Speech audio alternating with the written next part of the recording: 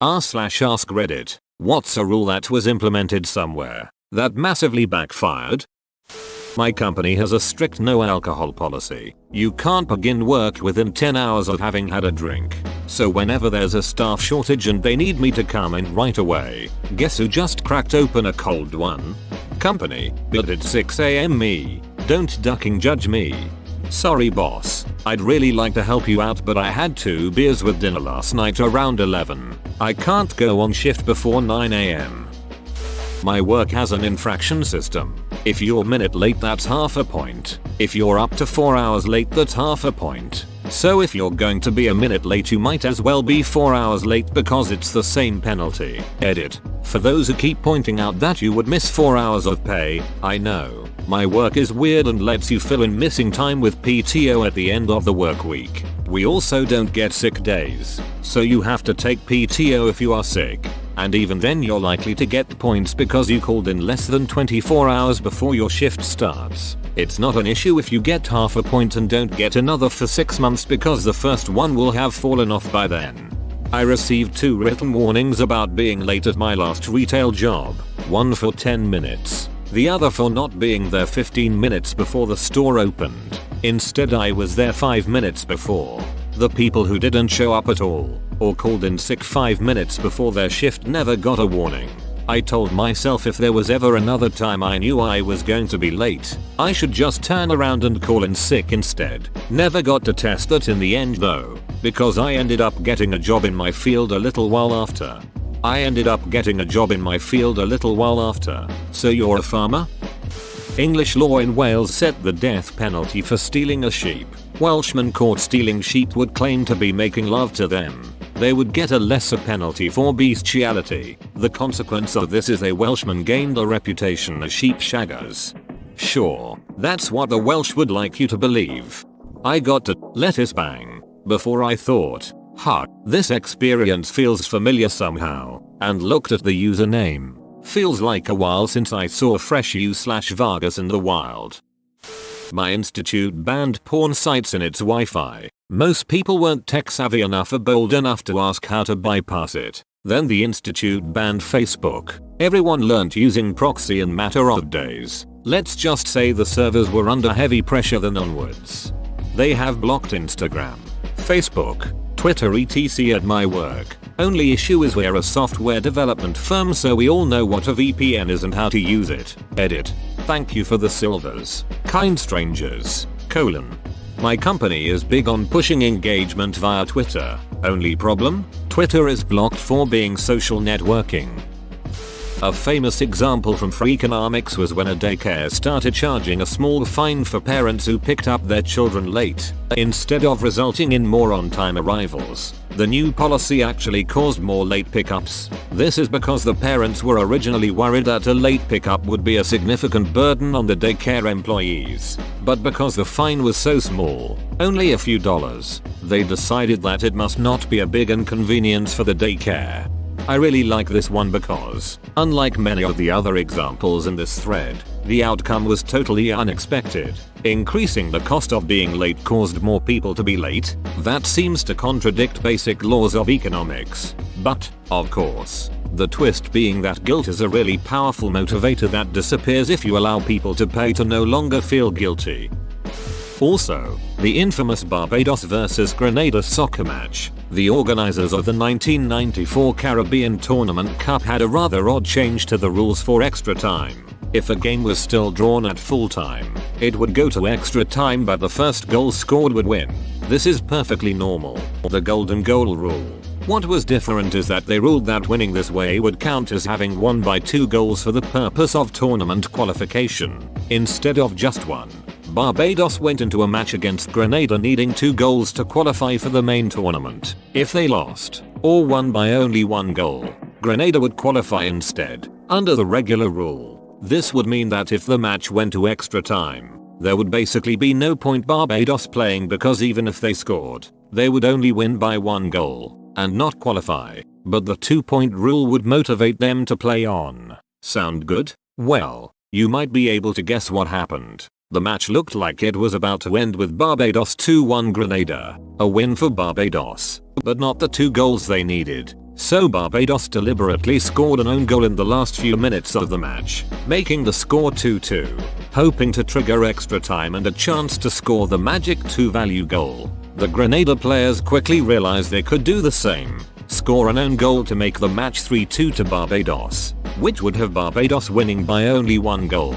So Grenada would qualify, but the Barbados players realized that too, and so they began to defend Grenada's goal. So for the last 7 minutes of the match, Grenada were trying to score a goal in either net. Since scoring a goal against Barbados would give them 3-2 and they would win the match, and scoring in their own goal would make it 3-2 to Barbados, so they would lose the match but win the qualification, and Barbados were defending both. Amazingly, Barbados did actually manage to do so, successfully defending themselves while half of their team were defending Grenada's goal against Grenada, and then scored the golden goal in extra time and qualified. I'm really happy I scrolled down this far because this is funny as shit. Alcohol bans at college football games has led to increased intoxication problems because fans are loading up before going in the stadium. Universities love to duck up with alcohol-related things. My university decided to pull over campus buses on weekend nights and give out tickets to drunk passengers, as well as look out for walking drunks. The following month had more DUIs than the entire previous year. Everyone's excuse was they were scared to walk or take the bus, so they drove. So glad UT Austin got rid of that. They sell $5 tall boys outside the stadium, $8 inside. Lowered all their food and non-alcoholic drink prices this year too. I worked at Macy's one Christmas and found out the reason why you can never find anyone at the registers is because they don't allow employees to stand at the register because it's intimidating. I can't tell you how many times I gave up trying to purchase something there because I couldn't find anyone to ring me up. This so much. Like, I get the goal, but it's a whole lot more intimidating when I can't figure out how I'm expected to buy anything. JCPenney's did it even worse. They simultaneously implemented 2 policies, among others. Get rid of registers so sales staff would check you out on the spot, and have employees wear plain clothes to seem more accessible. The result? Predictably, nobody could figure out how to check out. Edit. Added citation here. Edit 2. Duck. Fixed link. Last summer in Sweden, bus drivers in some counties started wearing shorts due to the heat wave. After being denied to continue doing so by management, they started wearing skirts instead. Dress code policies ban shorts, but not skirts. This happens a lot every summer in UK schools. Boys turn up in shorts, get told to go home because it's not allowed, so groups of them go in skirts because there isn't a rule about those. Normally gets printed in the local paper and sometimes picked up by bigger outlets. Gets the school some bad publicity and they usually change the rules to allow shorts.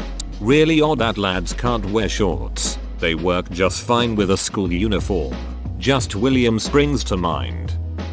One of the high-rise blocks I have to maintain has a sign saying anything left here will be removed due to it being a fire risk. People just dump the shit there they don't want, like fridges and sofas, and by law we have to take it. Duck me right at it. I have no authority to put up cameras as they are council blocks and I'm a council worker that has zero help from management because quite frankly they don't give a shit because they don't have to remove it. Congrats British taxpayers. You pay me to remove pieces of shit flipping daily. I'm sorry for the shitty human beings on this earth.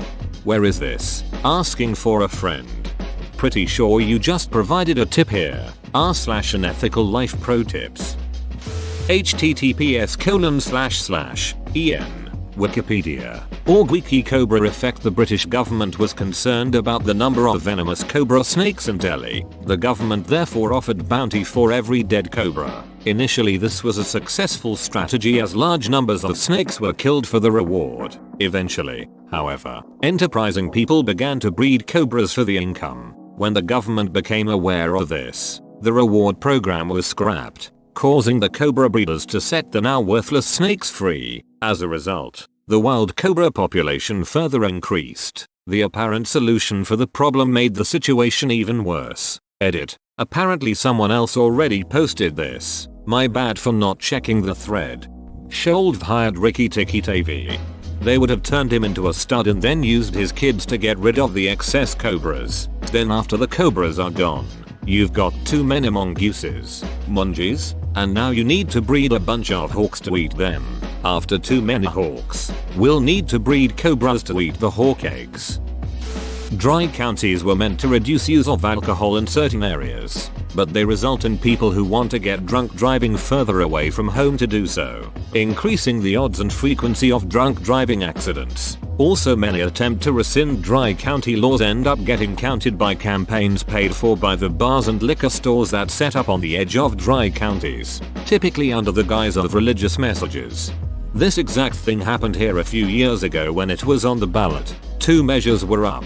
One to allow alcohol sales at the state level, and one to allow it at the county level. A few counties passed it at the county level but voted against it at the state level, so that their county would be wet in the middle of dry counties and they'd get out of county revenue. My county voted against it at both levels, with help of $1 in contributions from the largest liquor store just on the other side of the county line. We're a county with 3 colleges and they currently get all of that revenue. If we were to go wet, it'd cost them far more than they contribute to the campaign against it. It sucks.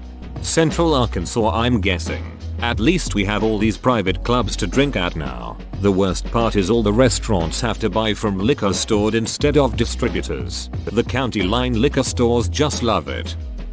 In French Indochina, there was a major problem with rodents eating supplies and bringing disease. Given the plentiful supply of cheap unemployed workers, the colonial authorities thought they could be used to kill the rats and bring their numbers down. The French had a somewhat racially prejudiced view of the work ethic of the locals, so decided to pay them per rat killed rather than per hour worked. Each was compensated for every dead rat they handed over. A year or so later, the colonial authorities discovered the peasants had set up rat breeding farms in the jungle. Sounds similar to the Cobra effect. I had a teacher that told us about this happening in Italy, and when they took away the bounty for the snakes, people just released the snakes they had been breeding into the wild, in numbers larger than the population was before trying to get rid of them. Yesterday in Kenya, our governor in Nairobi banned public transport from getting to town, so people had to walk long distances to work. And since we don't have enough pavements, people ended up walking on the roads, like 3,000. And there was a traffic jam that lasted for more than 5 hours. The next day the ban was removed. People walking on the highway. Easiest way to fix things is to inconvenience people with money and power. What was the goal of banning public transport? Washington state made it mandatory for schools to drop their room temperatures to save on electricity. The result? Teachers brought their own heaters into their offices and use of electricity increased. Not a law. By my school does this and have made it clear it costs $1,000/day to heat our building. But they drop the temp and it can be 50 degrees F. In the morning in my classroom, everyone has space heaters, which are illegal. Fire code, admin and maintenance freak out over it, but refuse to turn up the heat, as they sit in their separately heated offices at a comfortable temp. Get some GTX 480 in the school computers. They are cheap and generate tons of heat. Not sure if it is still the case as I graduated many years ago, but where I went to college, the hospitals had a thing where if someone came in with alcohol poisoning, and they were underage, then they'd also call the cops. So of course what happened was when underage kids really should have gone to the hospital, their friends wouldn't call an ambulance because of fear the cops would punish people. Luckily, while I was there weren't many deaths due to alcohol poisoning, but there were more than 0. Edit. For clarity, I wasn't saying the people calling would get punished by the cops. I was saying the person with alcohol poisoning would be punished, but people still didn't want to call for fear that their friend may get in legal trouble. My state, Michigan, has no consequence reporting and help. If you are underage and call yourself or have someone call for you, you won't be charged at all. If the cops are the ones to pick you up, it is your fault and you will be charged. Also, they changed underage drinking to a misdemeanor now versus a felony like how it used to be. Edit. Felony should be misdemeanor, and misdemeanor should be a civil infraction. I was always told that it would show up pretty easily for jobs, so I thought it was a felony. It was actually a misdemeanor. Wait, underage drinking used to be a felony? WTH. I worked somewhere with a clean desk policy on Friday afternoons. The common way round this was that everyone would just sweep all their paperwork into an envelope, stick it in the internal mail, and then it would arrive back on your desk on Monday morning. You wouldn't just, like, put it in a drawer. No, we didn't have much drawer space, and that tended to be where people kept tools, stationery, or custom bits of glassware that they'd had specially blown. At one point in history, the president of Paraguay tried to eliminate racism by making it illegal to marry someone within your own ethnic group. Needless to say, this was quite racist. Ha ha ha ha ha ha. I think you mean jaj. You have to eat whatever you touch was a rule in my kindergarten, which led to all the children touching all the food to call dibs on it. Does that also apply to like glue and shit? Oh god. Or the other children? Tag suddenly becomes lethal. Head teacher at the school I worked at made it a rule that the primary age kids, 5'11", weren't allowed to run when they were out in the playground. That was fun to try and enforce. Let's not allow young children to run on the playground during their recess at school. What could go wrong?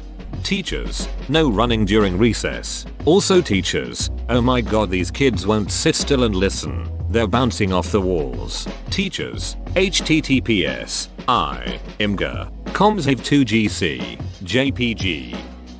Air pollution became a big problem in late 80s early 90s Athens, mostly due to the number of old, heavily polluting cars on the roads. So the Greek government made a law where only cars with odd numbered final digits on their number plates, 1, 3, 5, 7 and 9 etc., could be driven on odd numbered days, 1st, 3rd, 5th etc., and only evenly numbered cars could drive on evenly numbered days. Sounds great, doesn't it? They'll halve the number of cars on their roads, right? Nope, they doubled it. Everyone bought one old, highly polluting car that had an odd numbered plate and another with an even numbered plate. Nobody could park and the air was worse than before. In Mexico City the exact same thing happened. It also made worse the traffic problem. Mexico City and my city are 2 hours driving away, but if you try to exit the city around 5 PM, you are expecting to be 6-8 hours stuck. Middle school wanted to create a trash-free environment, so they removed the trash cans from the parking lots, halls, and cafeteria. Then just told the kids to toss your trash when you get home, or in a classroom the amount of litter skyrocketed overnight. After a week or so they brought back the cans. That's dumb as hell. For the inverse of this policy, Walt Disney started to study the way people acted throughout the park and found that a trash can every 30 feet dramatically reduces littering. Edit. Damn. My first blow up comment. What shall I do with all of my newfound karma now? A hotel I used to work for decided they were having an alcohol-free holiday party. This didn't sit well with the people who'd been working there for years and were accustomed to a full bar at the party. The staff parking lot ended up being full of people drinking in their cars trying to get a good buzz to carry them through the party, and most people ended up getting way drunker than they would have, so the party was a shit show. Friend had a non-alcohol wedding. Nearly everyone took ecstasy instead. Complete opposite of the sober event the parents wanted. I'm having trouble imagining the type of couple who would have a sober wedding, but all their friends would do ecstasy at their wedding. The previous school I worked at decided that all shirts needed to have the school name or emblem, which was a fancy letter E, on them to be dress code appropriate. That's all the handbook said. No clarification on how the name or emblem was designed or the color, or if it had to be permanently affixed to the clothing. The students hated the policy and, being in high school, looked for any loophole possible. They found one due to the lack of clarity of the handbook policy. The kids would make paper E's and pin them to their shirts. Thus, they could wear whatever they wanted, and by pinning the E to the shirt, were still dress code compliant. I thought it was pretty genius. The administration did not. There's never been a time in school where I thought, gee, administrators are doing such a favor for us. Edit. Thanks for the upvotes. In my experience, administrators were always the big bads behind ridiculous rules, eliminating responsibility and not allowing kids to be themselves. For example, no trading cards, no tech decks, no Gamma Boys, no rough housing, no Red Rover, uniforms. High school students were wearing inappropriate shirts, not grade schoolers, but whole school district implemented them anyway. No jackets in class unless they were school branded. No selling of snacks gum to other students, etc. Porn being banned on Tumblr Reddit. Thanks Tumblr for the free internet points. Considering the timing, kinda feels like this thread was made in light of that. I can see the site being mained because of this.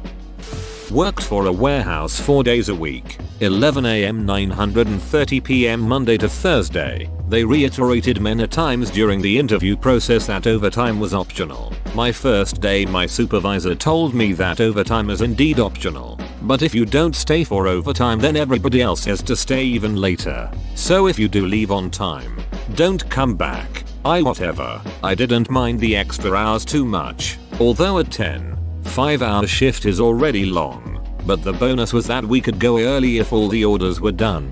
As you can imagine, the good workers busted their ass from start to finish cutting as many corners, good and bad ones, as they could in order to get out early. Normally this ended up with us being able to leave around 15 minutes early, or on a really good day where the stars aligned, everybody showed up. We could leave as early as 7:30 or 8. However, leaving that early only happened once or twice a year at most. Overtime was every week. Every single Monday we would work until 2 am. 11 am to 2 am isn't ideal when you have no idea when you're off. At around 7 pm we'd start to get an idea if we're in for another hour or another 6. One of the genius new hires mentioned to the boss in the office how he was hoping to get out by 6. Oh good. Apparently the boss was thinking us leaving early was a common occurrence now and decided that nobody was going to be leaving early anymore. Sweep or dust or whatever. But nobody leaves until 9:30. All of a sudden we were late every single day without fail. Why? We were working our asses off to get out early but failing every day and ending up on time, or still late, by taking away our ability to leave early. Everybody gave up working hard. Slow down. We've got another hour left anyways. I'm not sweeping. Went from about 45 hours a week to 55. 13 hours every day. Nobody ever left early anymore. But nobody left on time either. Losses for everybody involved because the boss didn't realize that just leaving early for 2 days out of a year actually gave us the daily motivation to work our asses off the other 360. TL. Dr. Boss put a stop to leaving early. No incentive to work our asses off anymore means paying overtime every day. I'm glad you were getting paid overtime. I was worried about that until the end. The whole mandatory voluntary aspect is bullshit though. Hate that nonsense. Wouldn't it be in management's best interest to not have people working over 40 hours in a week? Edit, since I got a lot of responses about benefits and training, etc. I meant in this specific case where it's clearly not necessary to have the 10-hour day every day, especially when some days could go more than 10 hours. It'd feel like they could save on overtime by trying to keep as close to 40 hours as possible. Catholic school. This school started out not having a problem with Harry Potter. Library had every available book at the time. Not all were even written yet. Some paranoid parent cried Satanism and witchcraft, so the school banned Harry Potter. Suddenly Harry Potter books are an underground commodity. The school had a black market trade for new and used Harry Potter books, and things only got worse when expulsion was threatened for being caught with one. A new Harry Potter book was worth its weight in gold. Finally the school had to go all the way to the bishop about the Harry Potter books, and he said nah, the books don't really teach Satanism. What's all this about a black market book trade? So the school lifted the ban and told the parents to cool it. Doesn't this kind of happen in one of the Harry Potter books when Umbridge bans the issue of the Quibbler where Harry told the truth about Voldemort returning? Suddenly everyone had to get their hands on it and read it because it was prohibited? It's called the Streisand effect, and it applies to anything that is banned, hidden, removed, or censored. The act of banning it often publicizes the banned material and motivates people to seek it out. https://en Wikipedia .org/wiki Streisand effect. The military used to have a 2-beer lunch rule. They never specified the size of the beers. Walmart used to have a similar rule. 1 drink on lunch with no specification what a drink consisted of. 1 beer, 1 shot, 1 bottle, Das Boot filled with Hennessy. I worked at a contract agency that works with child protective services. CPS policy is to never tell the parent who called CPS on them, but my agency's policy was to always inform the primary caretaker if one of our social workers called it in. Obviously, this irrevocably destroyed our rapport with our clients. Imagine telling a parent you called CPS on them only to knock on their door the next week to listen to their concerns. The agency made a shat out of us, and all potential for case progression was out the door. Stupidest rule, if you ask me. Whoa, you made it to the end? You're a ducking beast. I'll cut you a deal. Smash like and subscribe for more curated content, bruh. It's free and that's a great price.